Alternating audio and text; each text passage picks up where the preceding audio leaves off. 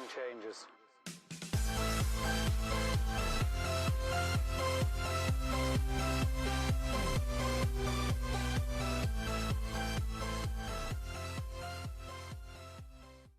Hey, what's going on, Rockstars? Welcome into my channel. And if you missed a video I did a few months ago, probably end of the year, in the fall into winter, it was about a young child, a baby actually, that choked on those teething necklaces. They kind of have like those things that go around their neck and then they can chew on it. Apparently it got twisted, it choked the baby, it killed the baby, and it was sold on Etsy as a third party. And of course there's a lawsuit pending. Well, this is a very important video, this video right here, that you need to listen to. There is a current lawsuit in Pennsylvania that I'm gonna take you to on my iPad and screen share in just a second with you. But it is a lady that bought a dog retractable leash. Let me actually grab one of mine. So she bought one of these that most of us use that have dogs in our everyday lives. You do it, they can't go anywhere, retractable, right? So she's walking her dog, the dog takes off pulling her and the retractable leash snaps. This piece flings back like it was all the way out. It flung back with such force, it hit her in her eye. She actually lost her eye. I don't know what the final damage was, but her retina was detached. I mean, it did serious damage, big medical bills, the whole shebang. And she bought the retractable leash on Amazon from a third party out of China, which scares me because I don't know where these came from actually. But long story short, she tried to sue the Chinese company. They're called like Furry Gang or something like that. I have to scroll down, but I'll show it to you. Yeah, the Furry Gang, great name, but terrible business, terrible company. They disappeared off the face of the earth from China. Amazon has no way to contact them. Apparently, you know, they went through the channels of whatever they used to register to contact them. There's no way to get a hold of them. The company is gone, which doesn't really matter anyways, because even if they could contact them, what is she gonna do? She's gonna file a lawsuit and sue a company that's in China? It's not gonna go anywhere. She's gonna fly over there and beat them up and make them give her money? It's not gonna happen. There's really nothing you can do. And so that's where the lawsuit has its base. Essentially, is that there's no repercussions. There's no way to hold third-party companies, especially ones that are out of this country, responsible for something like that. And Amazon takes no responsibility because they're just saying they're the mediator. You guys are the transaction, you have to sue them.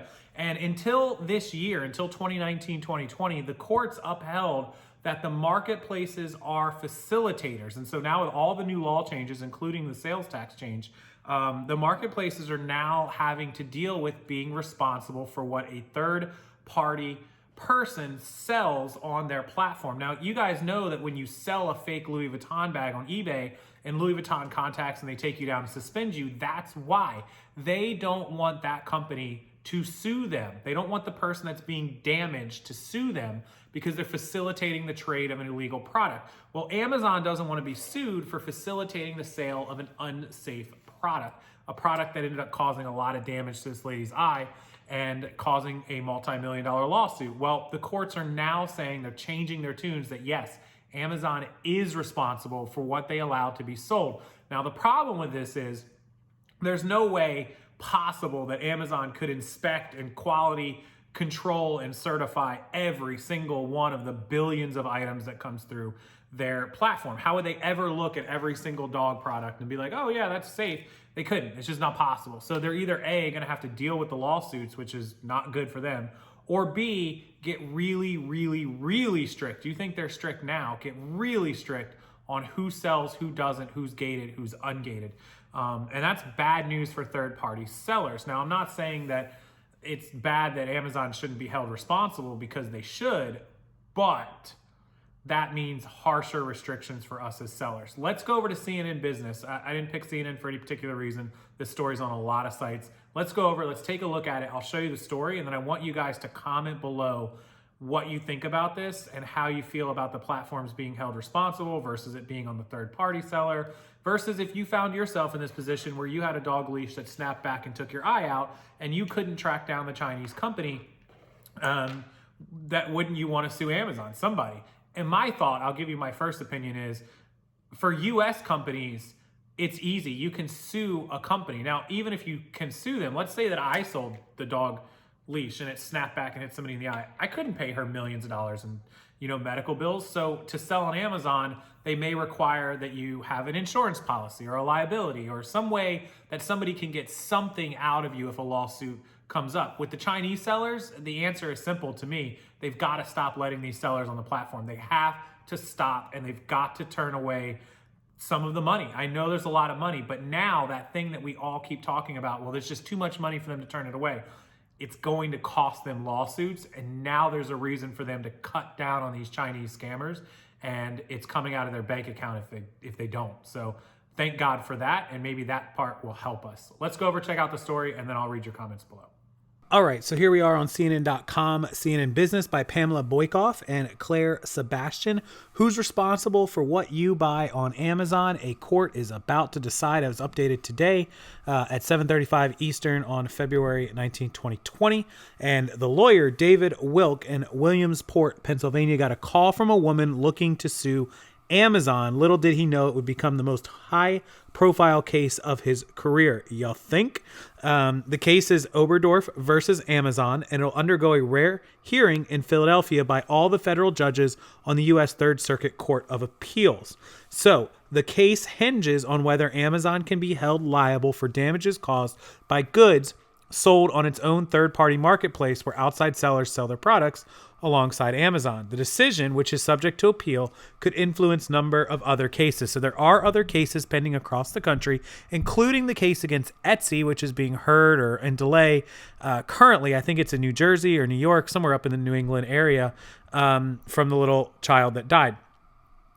So Heather Oberdorf was blind in one eye when she say the faulty dog collar broke and caused her retractable dog leash to recoil. And it was sold by a company on Amazon called The Furry Gang.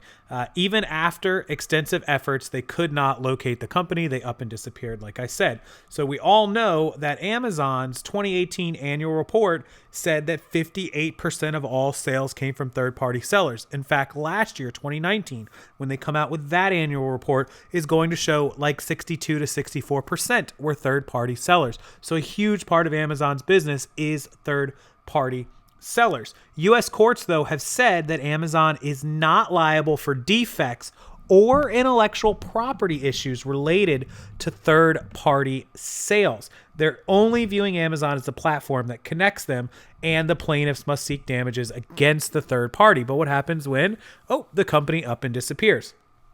Or they're in China, for that matter. So the third court, the original appeal court decision, however, in Oberdorf versus Amazon, the lady that lost her eye, said that they can be held responsible. 2 of the 3 judges in Pennsylvania said that Amazon would be responsible for this. Of course, they are appealing it. The court looked at multiple factors, whether Amazon was the only party available for her to sue, which in this case, they are the only company because the company in China is gone. Whether holding the company responsible would be an incentive to enforce safety protocols. So if this lady sued me for selling her a bad dog leash, well, not much is going to come of it. She's not going to get a ton of money out of me, and I have no control over safety measures or products or screening. However, forget about the money that Amazon can pay to her, multi-millions of dollars. They have the power to regulate what is sold. They have the power to force people to recall items. Amazon wields a lot of power, and so holding them responsible would do a lot of good. Now, Amazon's not going to like that, but that's the way it works. Also, the legal terms the company signs with its third-party sellers. So I'm sure Amazon's legal team has something in the TOS, which I haven't read completely, but I am going to look at it tonight, that says they're not liable for what you sell. However, we all know that a lot of third-party TOS, like terms of service, say you hold us not liable, but it's only paper thin. You can still sue. And so the judges looking at all 3 of those factors decided Amazon was liable, at least 2 out of the 3 judges. Although Amazon does not have direct influence over the design and manufacture of third-party products, Amazon exerts substantial control over those vendors. So just like I said, they can't inspect every single dog leash or every single chew toy or every single product that comes through, but they do have control over the vendors. So Amazon has been given time to review the decision and appeal it. They did decline to comment for the story. That's Amazon. But they do continue to argue that they're not sellers. And if you purchase any products, you're purchasing directly from those sellers, not from Amazon, and they do not assume any responsibility or liability.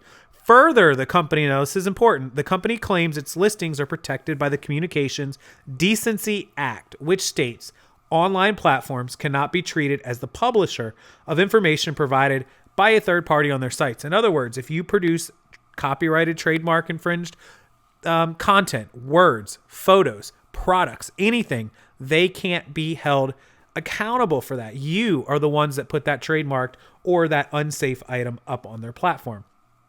A lot of professors and people from lawyers and law schools said that if it rules against Amazon, it's going to change a lot of things. It only takes a few states, and then it could end up at the Supreme Court. Because remember, this is only a Pennsylvania ruling, so it is not federal. So if this does go through, it would only be viable for Pennsylvania sellers in Amazon.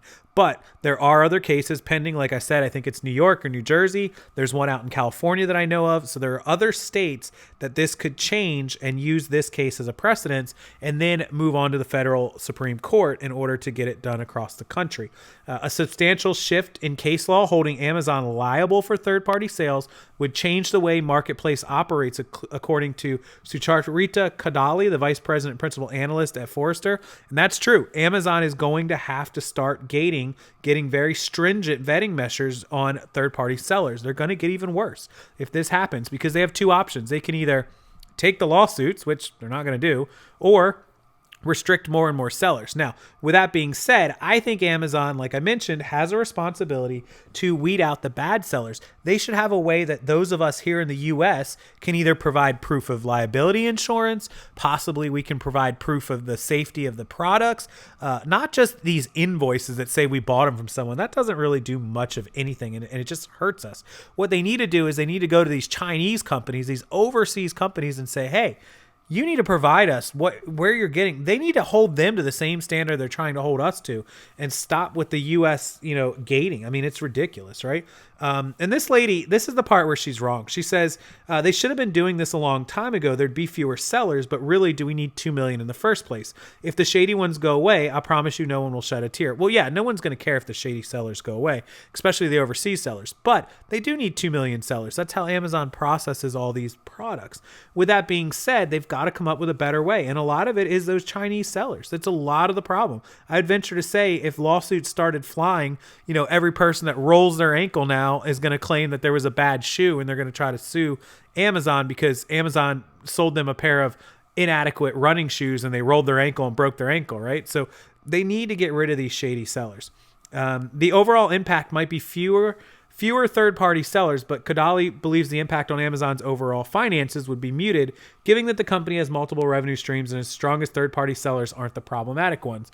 Yeah, it's probably the shady ones, not the big third-party, but they got to get rid of them. Wilk, the original lawyer, he's the lawyer for the lady who lost her eye and is going to argue the case, thinks that at its core, the decision is about how e-commerce functions in our everyday lives, and the courts must catch up to consumers' perception that Amazon is responsible for the goods it sells.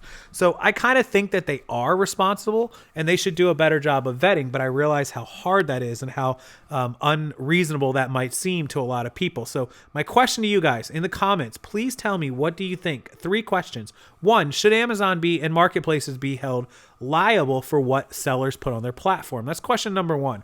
Question number 2 is, if they are deemed liable for that, are they liable for all of it or just some of it? And 3, if they are deemed liable for any part of it, should there be other vetting and requirements for you to be able to sell on platforms, like possibly liability insurance to help cover it, possibly, only being able to sell known safe products, not these third-party manufactured, like you can sell Samsung because everyone knows Samsung makes a good product, but you can't sell, SSM Electronics because nobody knows who that is, right?